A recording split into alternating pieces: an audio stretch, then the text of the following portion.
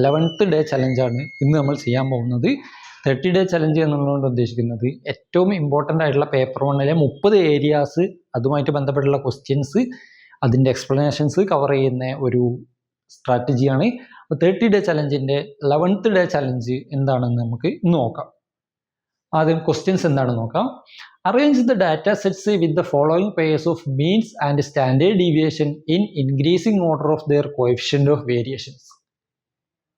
കുറച്ച് data sets തന്നിട്ടുണ്ട്. ആ ഡാറ്റ സെറ്റ്സിൽ എന്തുണ്ട്, മീനും അതുപോലെ തന്നെ സ്റ്റാൻഡേർഡ് ഡീവിയേഷനും തന്നിട്ടുണ്ട്. അതിൻ്റെ ഇൻക്രീസിങ് ഓർഡറിൽ കോഎഫിഷ്യന്റ് ഓഫ് വേരിയേഷൻ്റെ ഇൻക്രീസിങ് ഓർഡറിൽ ഇതിനെ അറേഞ്ച് ചെയ്യുക എന്നുള്ളതാണ് ക്വസ്റ്റ്യൻ ആയിട്ട് വന്നിട്ടുള്ളത്.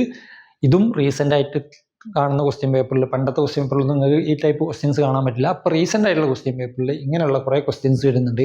എന്താണ് ഇത് തമ്മിലുള്ള റിലേഷൻഷിപ്പ് എന്നറിഞ്ഞാൽ മാത്രമാണ് നമുക്ക് ഇതിൻ്റെ സൊല്യൂഷൻസിലേക്ക് പോകാൻ പറ്റുള്ളൂ. എങ്ങനെയാണ് മീൻ, എങ്ങനെയാണ് സ്റ്റാൻഡേർഡ് ഡീവിയേഷൻ, അല്ലെങ്കിൽ എങ്ങനെയാണ് കോഎഫിഷ്യന്റ് ഓഫ് വേരിയേഷൻ, ഇതെങ്ങനെ കണക്ട് ചെയ്യപ്പെട്ടിരിക്കുന്നു എന്നുള്ളതാണ് ഒരു ബേസിക് ആയിട്ട് ചോദിക്കുന്നത്. 4 ഡാറ്റ സെറ്റ്സ് ആണ് തന്നിട്ടുള്ളത്. ഈ 4 ഡാറ്റ സെറ്റ്സിൻ്റെ മീനും ഉണ്ട്, അതുപോലെ തന്നെ സ്റ്റാൻഡേർഡ് ഡീവിയേഷൻ ഉണ്ട്. ആദ്യത്തെ ഡാറ്റ സെറ്റ് എന്ന് പറയുന്നത് മീന് 50, standard deviation 12, second 55, 10, then 60, 14, then 70, 15. ഇങ്ങനെയുള്ള 4 ഡാറ്റ സെറ്റാണ് തന്നിട്ടുള്ളത്. അതിൻ്റെ ഇൻക്രീസിങ് ഓർഡറിൽ എങ്ങനെയാണ് ഇതിനെ അറേഞ്ച് ചെയ്യുക എന്നുള്ളതാണ് ചോദിച്ചിട്ടുള്ളത്. അപ്പോൾ എന്തായിരിക്കും ഇതിൻ്റെ ആൻസർ? എന്തെങ്കിലും ഐഡിയ ഉള്ളവർ, ആൻസർ അറിയുന്നവർ എന്ത് ചെയ്യാം, താഴെ കമൻറ്റ് ബോക്സിൽ കമൻറ്റ് ചെയ്യുക എന്താണ് ഇതിൻ്റെ ആൻസർ എന്നുള്ളത്. 4 ഓപ്ഷൻസും ഇതിനകത്ത് തന്നിട്ടുണ്ട്. കമൻറ്റ് ചെയ്യുക എന്താണ് ഇതിൻ്റെ ആൻസർ എന്നുള്ളത്. നമുക്കിതിൻ്റെ എക്സ്പ്ലനേഷൻ എങ്ങനെയാണെന്ന് നോക്കാം. എങ്ങനെയാണ് ഇത് കാൽക്കുലേറ്റ് ചെയ്യുക എന്നുള്ളതാണ് നമ്മൾ അറിയേണ്ടത്. Coefficient of variations research methodology ആയിട്ട് ബന്ധപ്പെട്ടുള്ള റിസർച്ചിൻ്റെ ഒരു ഏരിയയാണ് ഇത് കോഎഫിഷ്യന്റ് ഓഫ് വേരിയേഷൻ എന്നുള്ളത്. ഈ ഒരു കോഎഫിഷ്യന്റ് ഓഫ് വേരിയേഷൻ എന്നുള്ള ഒരു ഏരിയ ആയിട്ട് ബന്ധപ്പെട്ടുള്ള ഒരു ക്വസ്റ്റ്യനാണ് ഇത്. എന്താണ് കോഎഫിഷ്യന്റ് ഓഫ് വേരിയേഷൻ എന്നുള്ളതാണ് ആദ്യം നമ്മൾ അറിയേണ്ടത്. Coefficient of variation is a statistical measure that allow us to compare the relative variability. Coefficient of variation എന്ന് പറയുന്നത് to compare the relative variability of different data sets if their means and standard deviations are different.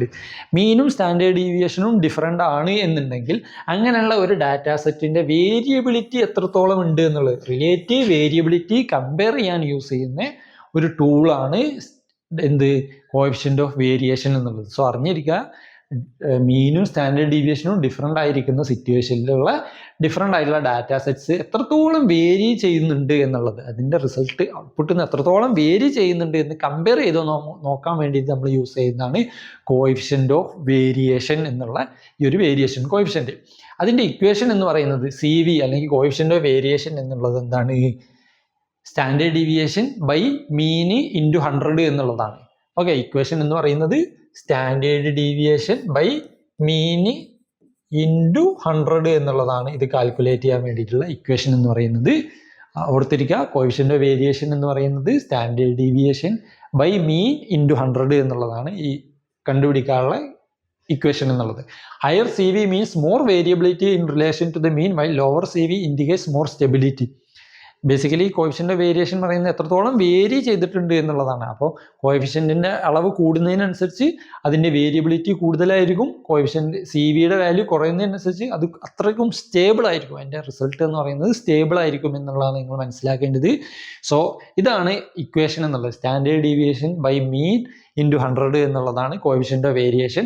ഇനി നമുക്ക് ഓരോന്നിൻ്റെ എങ്ങനെയാണ് എന്ന് നോക്കാം. Coefficient of variation ഓപ്ഷൻസിനകത്ത് തന്നിട്ടുള്ള ഓരോ ഓപ്ഷൻസിൻ്റെയും corresponding ആയിട്ടുള്ള കോഎഫിഷ്യന്റ് ഓഫ് വേരിയേഷൻസ് കാൽക്കുലേറ്റ് ചെയ്യുക എന്നുള്ളതാണ് ആദ്യം ചെയ്യേണ്ടത്. സോ അതിൻ്റെ ഇക്വേഷൻ അറിഞ്ഞിരിക്കുക.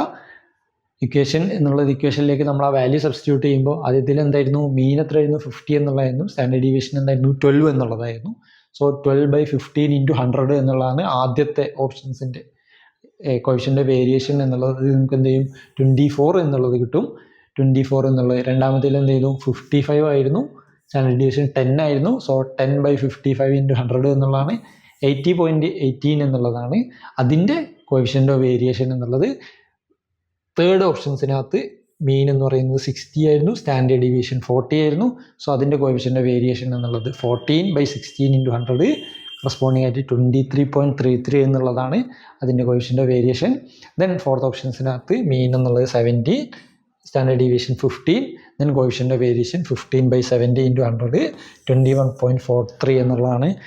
ഇതിൻ്റെ മാത്തമാറ്റിക്കൽ കാൽക്കുലേഷൻ ഞാൻ ഇതിനകത്ത് ഇട്ടിട്ടില്ല. ജസ്റ്റ് അറിഞ്ഞിരിക്കുക ഇക്വേഷൻ എന്താണെന്ന് അറിഞ്ഞാൽ പിന്നെ നമുക്ക് ഈസി ആയിട്ട് ഈ ഒരു പെർസെൻറ്റേജ് കാൽക്കുലേറ്റ് ചെയ്ത് കണ്ടുപിടിക്കാൻ പറ്റും എന്നുള്ളത് കൊണ്ടാണ് ഇതിൻ്റെ കറസ്പോണ്ടിങ് ആയിട്ടുള്ള കാൽക്കുലേഷൻസ് എത്രയാണ് എന്നുള്ളത് ഇവിടെ കാണിക്കാതിരിക്കുന്നത്. സോ അറിഞ്ഞിരിക്കുക എങ്ങനെയാണ് മീനും സ്റ്റാൻഡേർഡ് ഡീവിയേഷനും തന്നു കഴിഞ്ഞാൽ അതിനകത്തുനിന്ന് നമുക്ക് എങ്ങനെയാണ് അതിനകത്തുനിന്ന് കറസ്പോണ്ടിങ് ആയിട്ടുള്ള കോയിഫിഷ്യൻ്റ് ഓഫ് വേരിയേഷൻ CV എന്ന് പറയുന്ന കോയിഫിഷ്യൻ്റ് ഓഫ് വേരിയേഷൻ എങ്ങനെയാണ് കണ്ടുപിടിക്കുക എന്നുള്ളതാണ് അറിഞ്ഞിരിക്കേണ്ടത്. സോ ഈ ഒരു ഇക്വേഷൻ അപ്ലൈ ചെയ്ത് കഴിഞ്ഞാൽ നമുക്ക് കറസ്പോണ്ടിങ് ആയിട്ടുള്ള വാല്യൂസ് കിട്ടും. ഇതിൻ്റെ അടിസ്ഥാനത്തിൽ ഇൻക്രീസിങ് ഓർഡറിൽ അറേഞ്ച് ചെയ്യാനാണ് ചോദിച്ചിട്ടുള്ളത്. അതും ശ്രദ്ധിക്കണം. ചില സമയത്ത് ഡിക്രീസിങ് ഓർഡറിലാണ് ചോദിക്കുക, ചില സമയത്ത് ഇൻക്രീസിങ്. അപ്പോൾ എന്താണോ ചോദിച്ചിട്ടുള്ളത് എന്നുള്ളതിൻ്റെ അടിസ്ഥാനത്തിൽ ഇതിനെ അറേഞ്ച് ചെയ്യുക. ഇനി നമ്മൾ ആ ക്വസ്റ്റ്യൻസിലേക്ക് തിരിച്ചു വരികയാണെന്നുണ്ടെങ്കിൽ ക്വസ്റ്റ്യൻ എന്ന് പറയുന്നത് കണ്ടല്ലോ, ഇതാണ് കറസ്പോണ്ടിങ് ആയിട്ടുള്ള വാല്യൂസ് തന്നിട്ടുള്ളത്. സോ അതിന് ഓപ്ഷൻസ് അനലൈസ് ചെയ്യുമ്പോൾ അപ്പോൾ എന്തായിരിക്കും ഇതിൻ്റെ ആൻസർ? ഇപ്പോൾ കറസ്പോണ്ടിങ് ആയിട്ട് ഇതിൻ്റെ ഇൻക്രീസിങ് ഓർഡറിൽ അറേഞ്ച് ചെയ്യുമ്പോൾ എന്തായിരിക്കും ആൻസർ? യെസ്, 2 എന്നുള്ളതാണ് ആൻസർ. B എന്ന് പറയുന്നത്, ദെൻ D, ദെൻ C, ലാസ്റ്റായിട്ട് A എന്നുള്ളത്. എന്തുകൊണ്ട് 2 എന്നൊന്ന് മനസ്സിലാക്കുക. എങ്ങനെയാണ് നമ്മൾ ഈ കറസ്പോണ്ടിങ് ആയിട്ടുള്ള CV കണ്ടുപിടിച്ചു എന്നുള്ളത്, കോയിഫിഷ്യൻ്റ് ഓഫ് വേരിയേഷൻ എങ്ങനെ കാൽക്കുലേറ്റ് ചെയ്തു എന്നുള്ളത്, ആ കാൽക്കുലേറ്റ് ചെയ്തതിൻ്റെ അടിസ്ഥാനത്തിലാണ് ഈ ഒരു ഓർഡറിലേക്ക് നമ്മൾ അറേഞ്ച് ചെയ്ത് നമ്മൾ എത്തുന്നത്. സോ 2 എന്നുള്ളതാണ് ഇതിൻ്റെ ഒരു ആൻസർ. ഈ ഒരു ടൈപ്പ് ക്വസ്റ്റ്യൻ ആണ്. ഇത് കോംപ്ലിക്കേറ്റഡ് ആണ് എന്ന് സാധാരണ ആൾക്കാർ പറയുന്നൊരു ടൈപ്പ് ക്വസ്റ്റ്യൻ ആണ് ഇത്.